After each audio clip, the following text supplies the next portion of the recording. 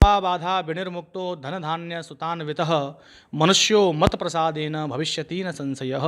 उसकी सारी बाधाएं मैं नष्ट करती हूँ, धन और धान्य से और सुत माने पुत्र आदि से उसको समन्वित कर देती हूँ और वह आजीवन सुखी रहता है। लेकिन श्रद्धा भक्ति समन्वित होकर के यदि आराधना करता है, महात्म्य सुनता है, तो केवल पांडाल में मैया की स्थापना करके भीड़ इकट्ठे करने से, क्योंकि होता क्या है, हम घर में जो आराधना करते हैं वहाँ एक ही व्यक्ति की एनर्जी पॉजिटिव काम करती है, सकारात्मकता आती है। और जहाँ स्थापना मैया की पांडाल आदि में की जाती है वो इसलिए की जाती है कि सभी व्यक्ति मिलकर के साधना करें, आराधना करें, तो वहाँ सकारात्मकता ऊर्जा का जो स्रोत होगा वो कई गुना ज़्यादा होकर के हमको मिलेगा।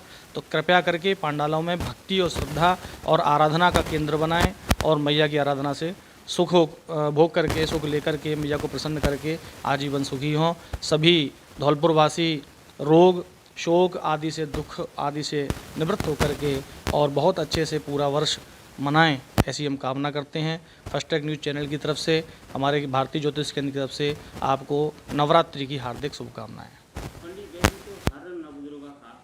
जी, लेकिन इस बार जो नवदुर्गा हैं, तो क्या अन्य साल से इस बार कुछ खास है? देखिए इस बार क्या है, कई पिछली बार अपनी जब चर्चा हुई थी तो हमने बताया था कि संवत्सर बहुत अच्छा है, नल नाम का संवत्सर है, इस पर भी चर्चा हुई थी। तो देखो बरसात, हालांकि फसलों को नुकसान होता है, कई चीज़ें जहाँ विकास होता है वहाँ विनाश भी सुनिश्चित है।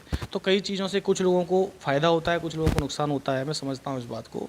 लेकिन इस बार जो शारदीय नवरात्र पढ़ रहे हैं वह शारदीय नवरात्र सोमवार शंकर जी के वार से प्रारंभ हो रहे हैं। तो ये जो सोमवार से प्रारंभ होने का जो कारण है उसमें क्या होता है कि हम दुर्गा जी के साथ साथ इसको हम शिव शक्ति आराधना कहते हैं। तो शंकर जी की भी आराधना हम इसमें कर सकते हैं। शक्ति की आराधना तो करनी ही करनी है, लेकिन शिव शक्ति की आराधना जब हम करते हैं तो दोनों शक्तियाँ जागृत होकर के बहुत ही श्रेष्ठ फल हमें प्रदान करती हैं। तो हम इसमें शंकर जी और दुर्गा जी दोनों की आराधना करें तो ये शिव शक्ति महोत्सव भी मनाया जा सकता है।